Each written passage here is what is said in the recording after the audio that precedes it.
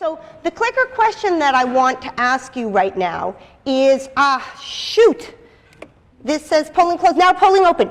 Did you commit to turning off the internet completely? Press 1. Did you commit to restricting your internet usage in some way? That is, you're keeping the internet on, but you're promising not to check Facebook or play Angry Birds or go shopping at Zappos or whatever other indulgent thing you do on the internet. If that's your case, press 2. Did you put no restriction on your in-class internet use, but you're somebody with a computer?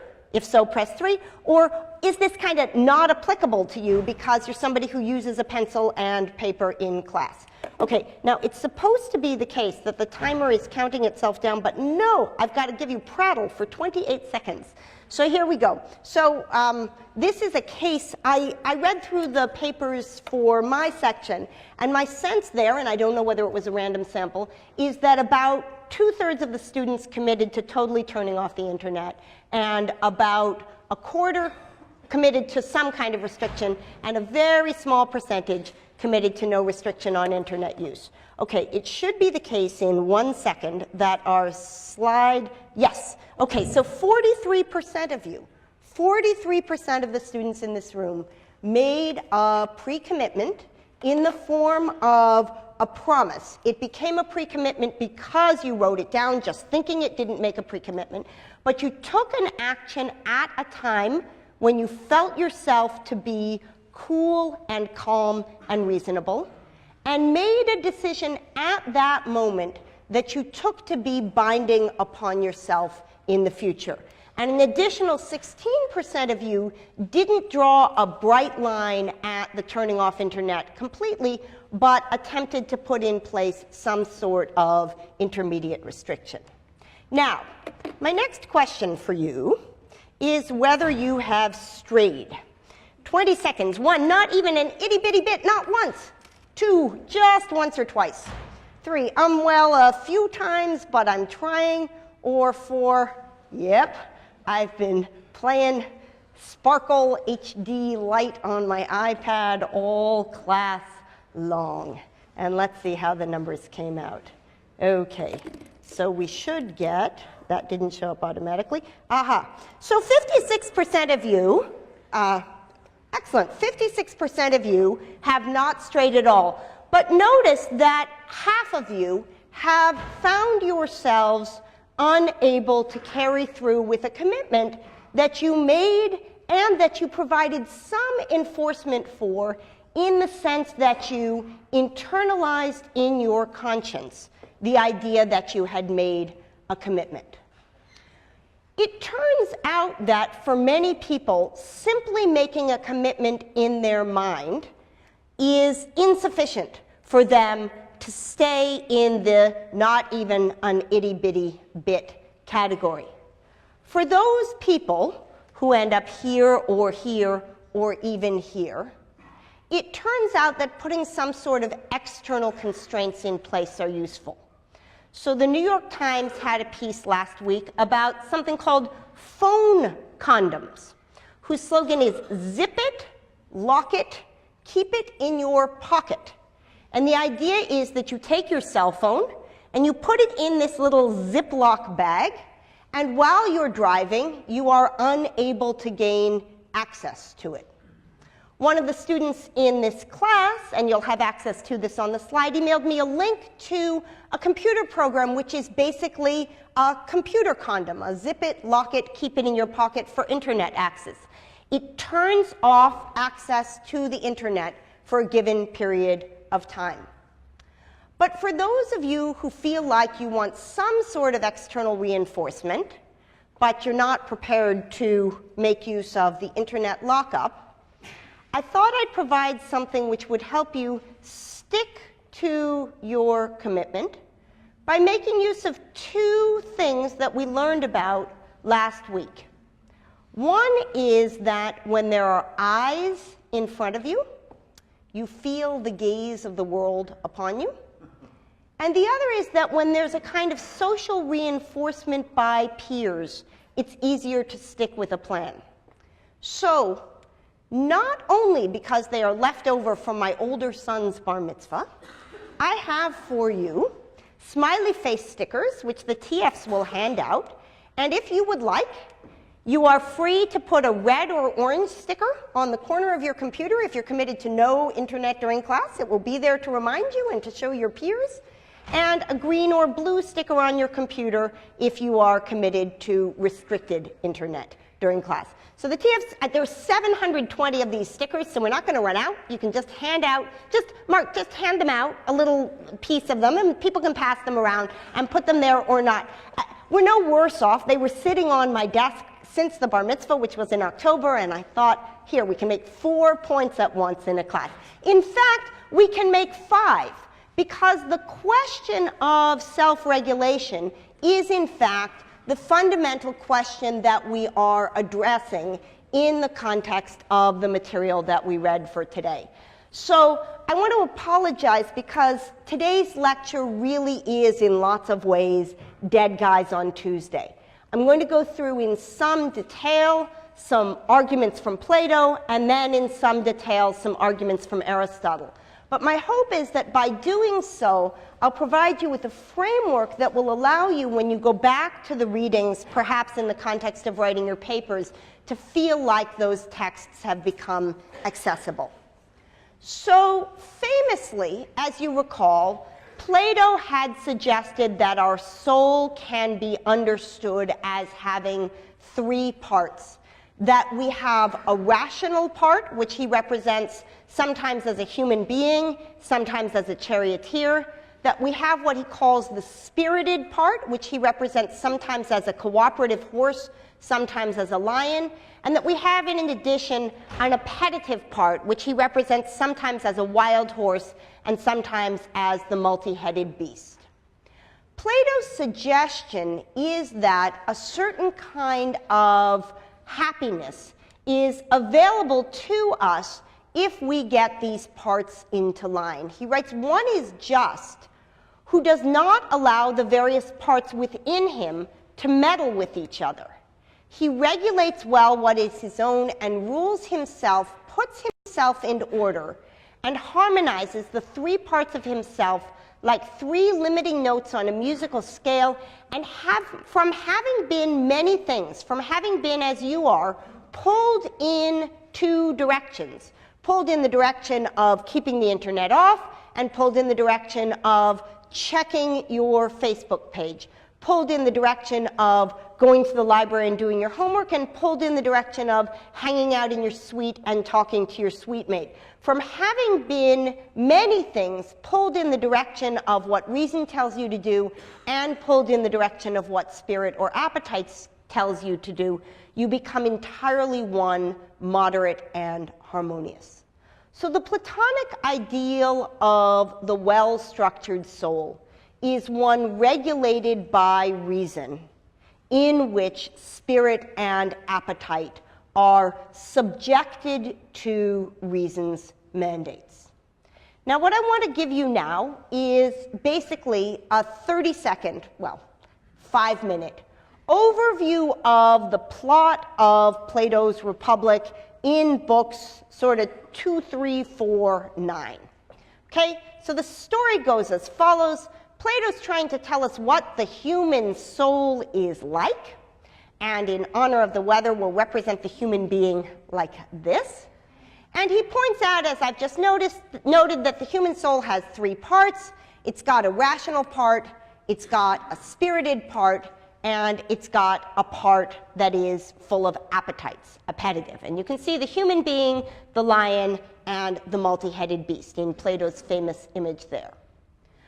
But in order to understand what is good for the human being, Socrates suggests at the end of the discussion in Book 2, which we read for last class, that the best way to understand what it is that's good for the tripartite human being is to think about what would be good for a city that is structured in the same way.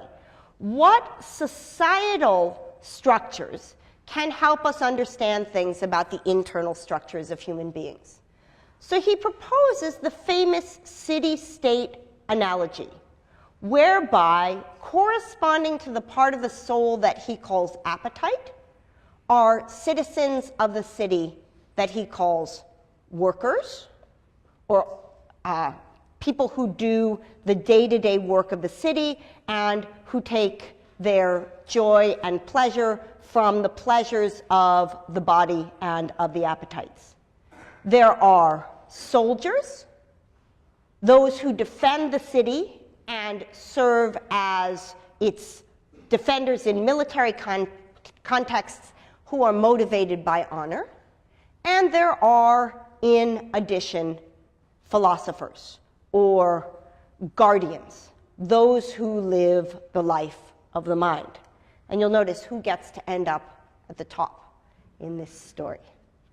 So the idea is that in order to understand the 4 cardinal Greek virtues in the context of the individual, we will be helped by thinking about where those virtues can be found in the city.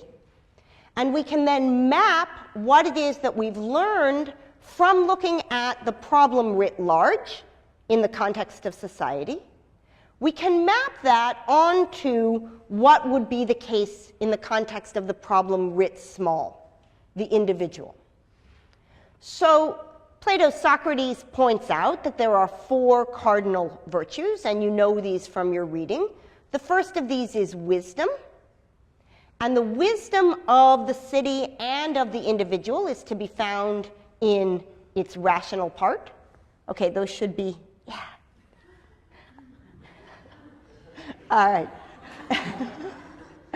There is courage, and the courage of a city or of an individual is to be found in its spirited part.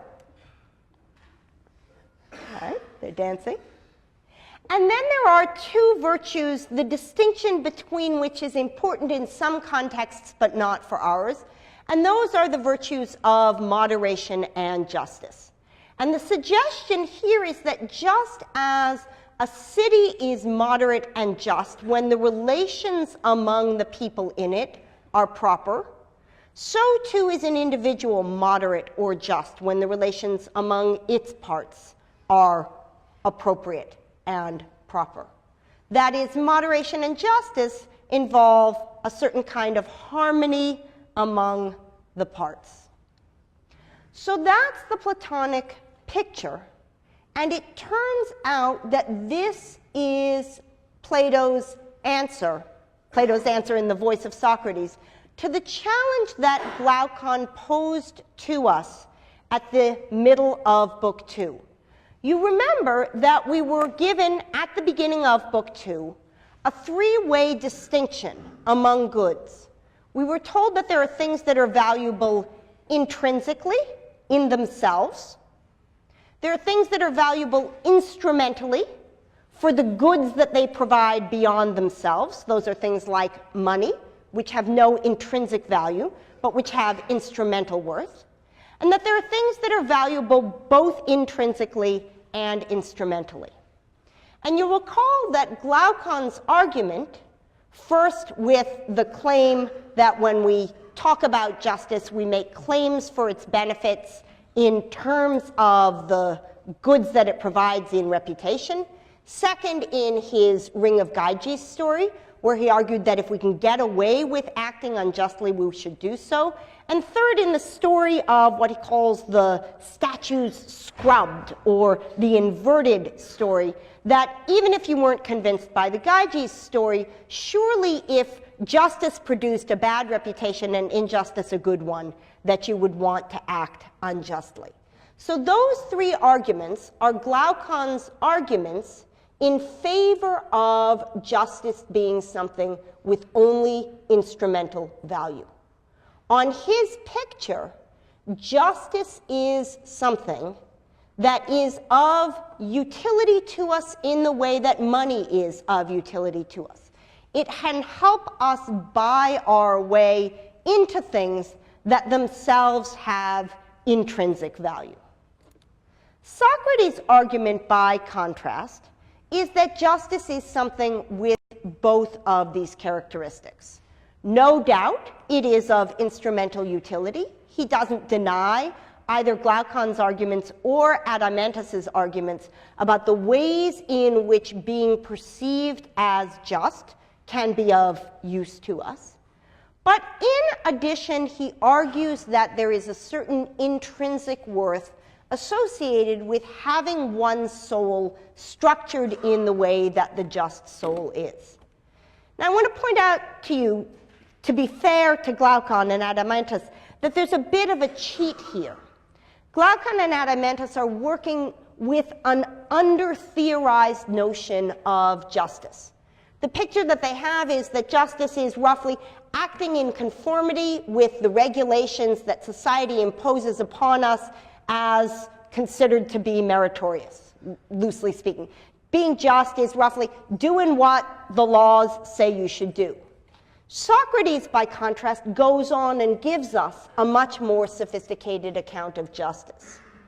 But if those two characterizations are what philosophers sometimes like to call extensionally equivalent, then Socrates isn't cheating. What it is to be extensionally equivalent is that you pick out the same set of actions in the world. So Socrates' claim is that it's a law that you're supposed to be honest and not murder people. But it's also the case that somebody with a soul structured in the way that he has called just will not steal and not murder people. It's a norm of justice that one will have piety towards one's parents, a norm of justice in the conventional sense. So too, says Socrates, is it a norm of justice in the sense that he's characterized, that you will have piety for one's parents, and so on. So the picture is that the notion, the more filled out notion of justice that Socrates has provided us with, accords well enough with the notion of justice that Glaucon and Adeimantus were interested in to make this not cheating. And that allows Socrates to make two kinds of argument in favor of the intrinsic value of justice. The first comes at the end of Book 4, where he argues that justice is a kind of health. Roughly, justice is to the soul as health is to the body. A healthy body is one whose parts are doing what their parts are supposed to do. Your body is healthy if your heart is pumping blood at the right sort of pace so that your brain is getting the amount of oxygen that it needs and your fingertips are getting the amount of blood that they need, and so on.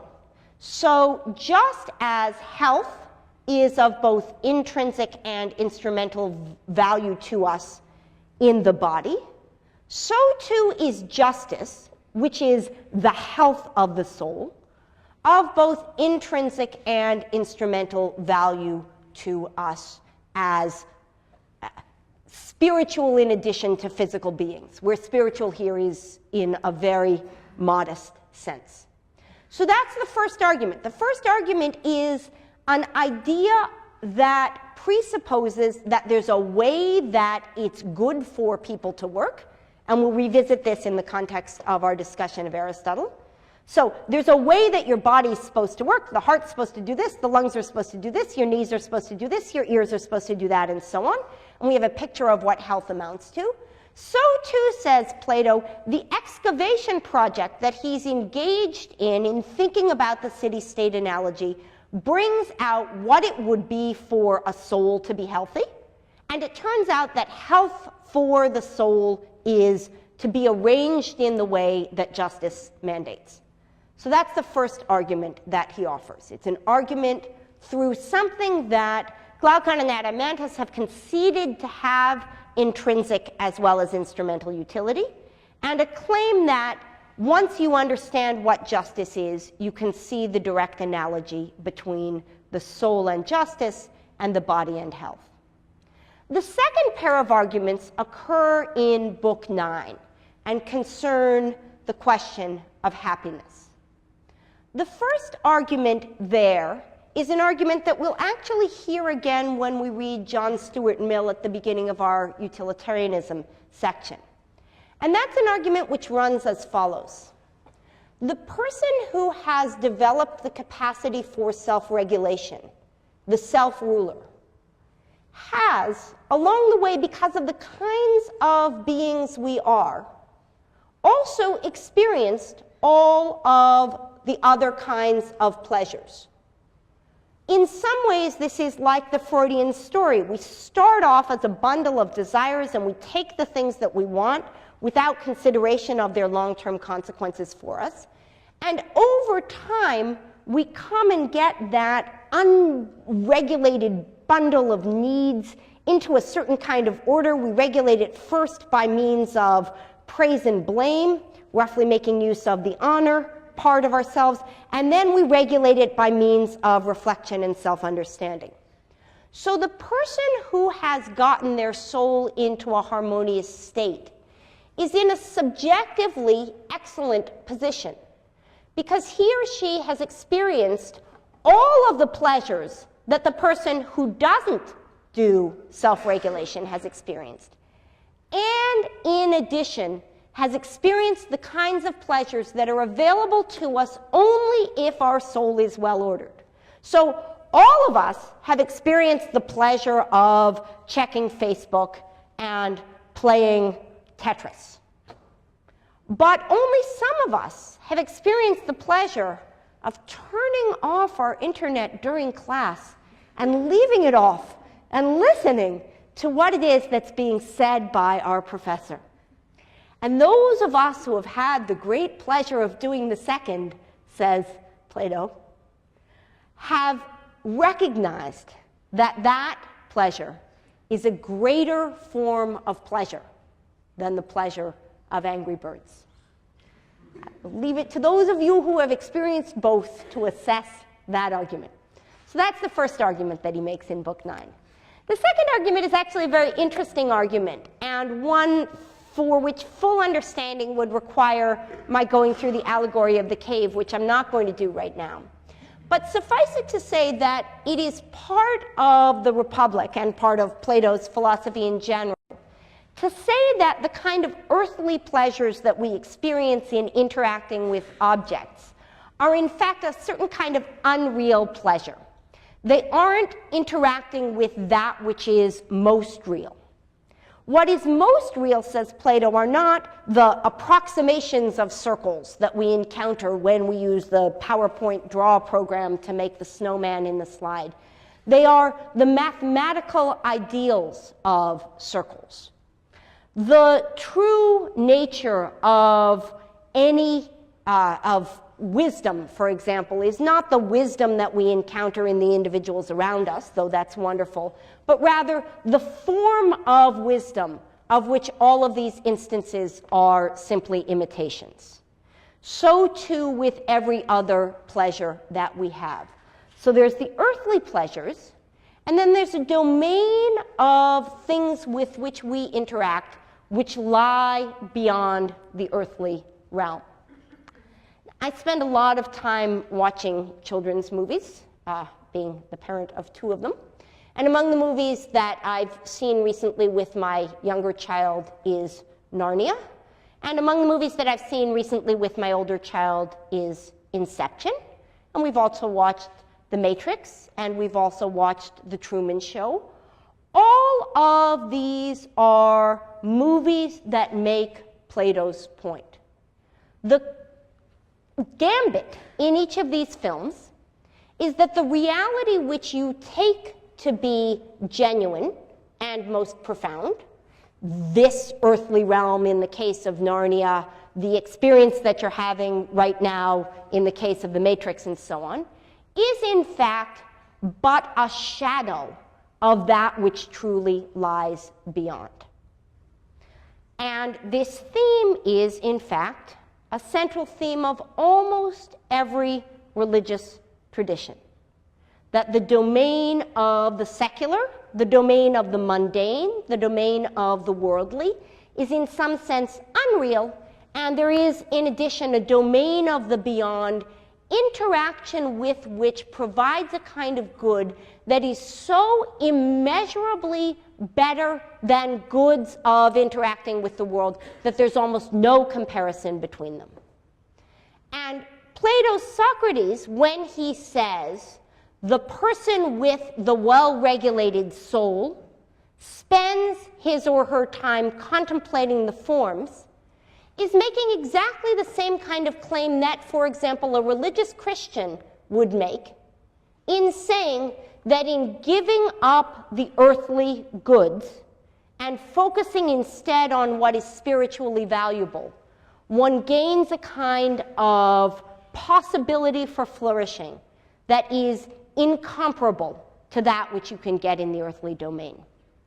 So the second argument around happiness claims not merely that the person with the well-regulated soul has experienced all the pleasures and felt subjectively that this one is the best, but in fact that that person is correct, that the greatest form of pleasure comes from the well-regulated soul that spends its time interacting not with the mundane and earthly, but with the ideas of the beyond. Now, final quote. One of the ways of bringing home the point that Socrates has made is by means of vivid imagery. We'll find throughout in every single one of the authors that we read that they are trying to make arguments that appeal to the various parts of your soul. I just gave you a bunch of arguments that ran through reason, and now we're going to get an image that's supposed to fix in your mind the ideas for which Plato has just provided argumentation. Here's how the passage goes. You read this for your reading today. Can it profit anyone to acquire gold unjustly if by doing so he enslaves the best part of himself to the most vicious, right? So the top part of the snowman to the bottom part of the snowman. And here's the analogy. If he got the gold by enslaving his son or daughter to savage or evil men, it wouldn't profit him no matter how much gold he got. Right? If I tell you, you can have all the money in the world, all you have to do is sell your brother or sister into slavery, I assume that that trade-off wouldn't be appealing to most of you, and those of you to whom it would be, there are actually courses on peer relations over in the psychology department. It wouldn't profit him no matter how much gold he got. How then could he fail to be wretched if he pitilessly enslaves the most divine part of himself to the most polluted one? So the idea is this: when you steal, when you murder, when you act in ways that let the lower part of your soul do what the higher part of your soul tells you you shouldn't, you're exactly like the person who has these ill-gotten gains. Just as it's not a good way to make money to sell your son or daughter into slavery, so too, Socrates suggests, it's not a good way to make money to sell the higher part of your soul into slavery, to enslave it to your passions and to your appetites. Now, this idea that we can take some of the common wisdom about the nature of happiness but recognize that it captures only part of the truth is one of the things, one of the many things that's going on in the passages from Jonathan Haidt that I had you read for today. So we read 2 chapters for today. One was Required, chapter 5, which was about contemporary theories of happiness. The second, which I recommend to you, was the chapter about virtues. I want to talk about the first of those chapters, the happiness chapter. So we've just heard that Plato points out, or argues, or contends through this long book, that human flourishing comes not from material wealth and physical goods, but rather from something that it might not occur to you was the source of flourishing, reflection and wisdom. And the arguments that he makes there make use of the resources of the tradition of which he's a part. They're set in an ancient Greek context, and they use the argumentative tools of philosophy. In a similar way, the discussion that Jonathan Haidt provides in Chapter 5 tries to do this that is similar to Plato, : it tries to show that there's some truth in common pictures of what happiness amounts to, but that they haven't gotten the full story right. And it does so in part by using the strategy which I described to you earlier. It takes what the common picture looks like, it provides a more profound analysis of it, and it shows that those pick out roughly the same class of things. And Haidt, in particular, in that chapter, presents us with two claims. The first is one that he calls the progress principle. The discovery, for which there seems to be pretty good both behavioral and neuroscientific evidence, both within the domain of American culture and cross-culturally, that most of our pleasure comes not from the achievement of a goal, though there is some pleasure that comes from that, but from the process of achieving that goal.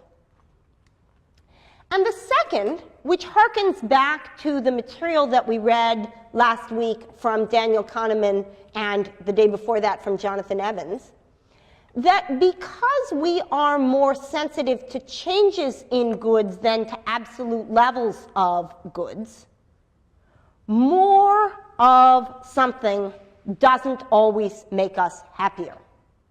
More of something tends to make us used to that something and desirous of the change which comes with having even more of that.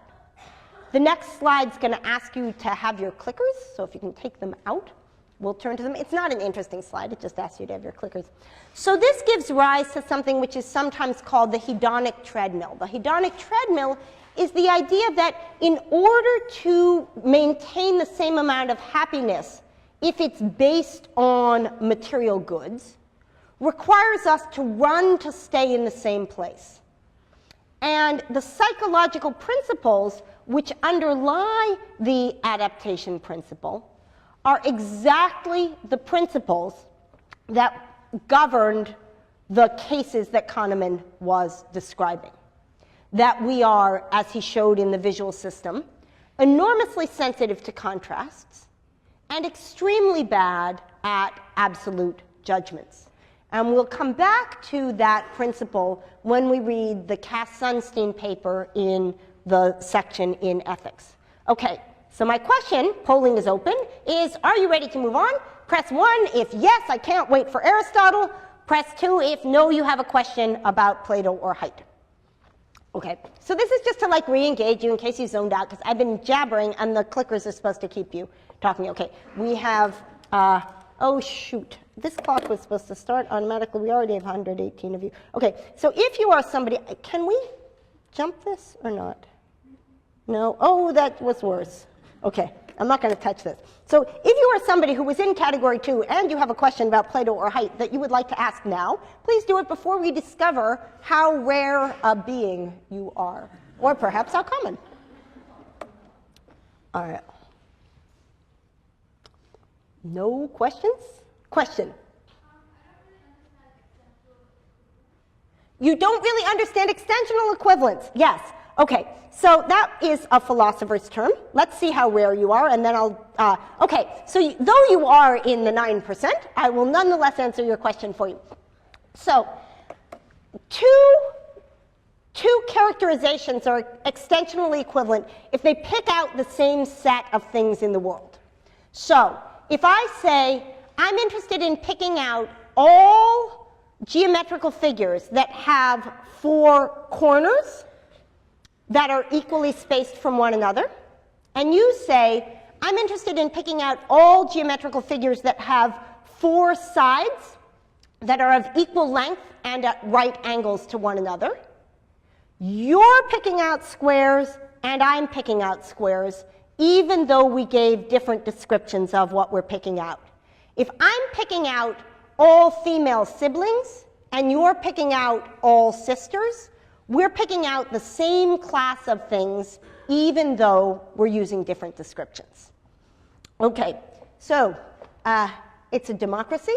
Plato doesn't think that's the best form of government, but here we are. We're going to move on. All right, Aristotle. So at the very least, right, you're taking a philosophy class. You deserve to have this picture explained to you. Since you see it on every poster on campus, come to the writing center. I don't know why they put Plato and Aristotle on the come to the writing center, but I might as well tell you what's going on in this picture. So this picture is a famous painting by the great Renaissance painter Raphael. It's called the School of Athens. Many of the figures in the larger painting represent his friends. You can go and see this in the Vatican if you're interested. In the center of that painting famously are Plato, standing right here, and Aristotle standing right here. Plato is holding in his hand, you can almost read it, a book called the Timaeus, which is a book of cosmology, and he's pointing upwards. Many say because he's pointing to the realm of the forms. Aristotle, by contrast, is holding in his hand the Ethics, the book that we're reading, right?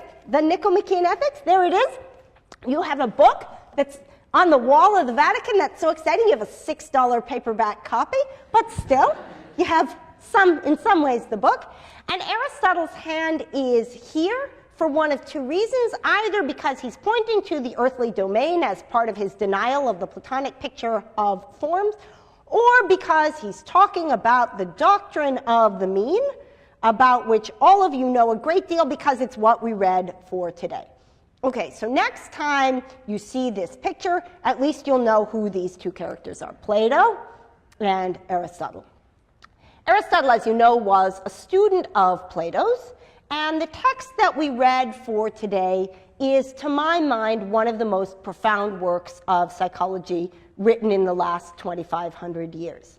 It is, however, miserably difficult to read, in part because, though Aristotle wrote dialogues, most of those dialogues were lost. And what we have here are basically Aristotle's lecture notes. You notice that in one of the pages he says, now we'll go and look at the chart. Right? He had like some papyrus version of these PowerPoint slides. I don't know if they were animated with like people who walked back and forth. But what we have here are notes of a kind that are rather difficult to read. So because this is in many ways my favorite book in the whole world, much of what's going to go on in the next slides is that I'm just going to give you some quotes from it and tell you what's going on in the text.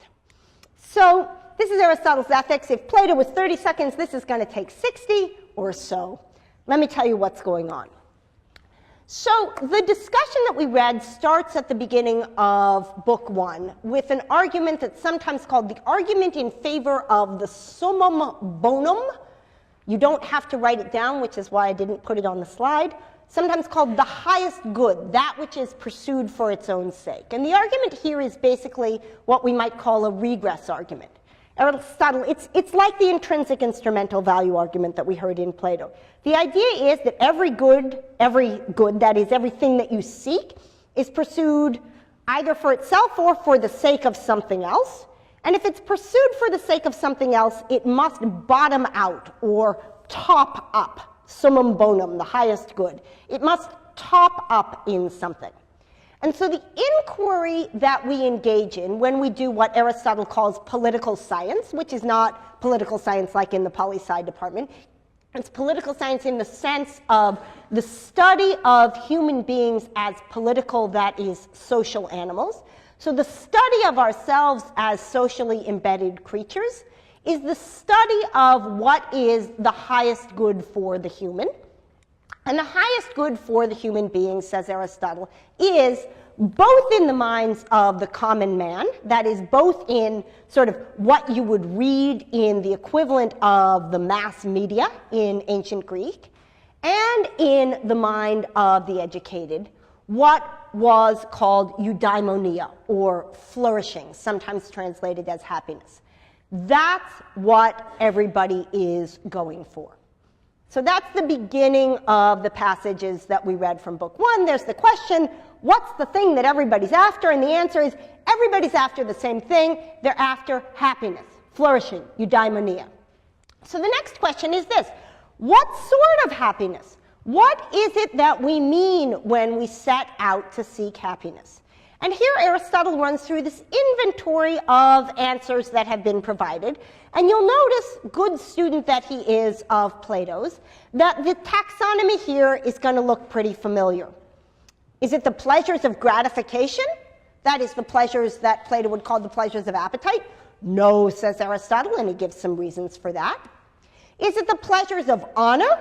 What Plato would call the pleasures of spirit? No, says Aristotle, and he gives some reasons for it. Is it then the pleasures of reflection, the things which come from reason?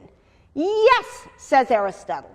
And now he goes on to give some reasons for it, but the reasons that he gives for it look different from the reasons that Plato gave, because Aristotle rejects Plato's idea of the forms.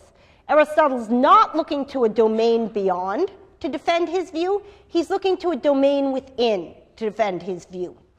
It's 11:17. I'm going to do one more slide, and then we'll finish up with Aristotle next lecture. So the question is, if you can't turn to the forms as your justification for reason, remember Plato had this explanation, why is reason so good? It lets you connect to a domain beyond yourselves. Aristotle can't give that answer. What then makes reason so good? Well, here's the argument. Every object in the world, he says, has a function. The function of a knife is to cut well. The function of a paperweight is to hold down papers. The function of a laser pointer is to direct attention towards a slide, and so on. And a good one of those things is one which does its function well.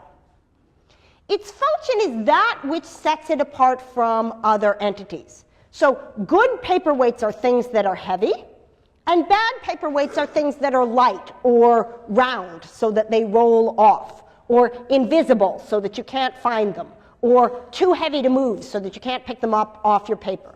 So when something has a function, a good version of that thing has manifest in itself that which allows that object to perform its function especially well. Well, what's the function of human beings? Well, to answer that question, we have to answer the question, what is special about human beings? What distinguishes us from plants, which take in nutrition, and from animals, which are capable of locomotion and feeling sensation? What distinguishes us from those beings is reason.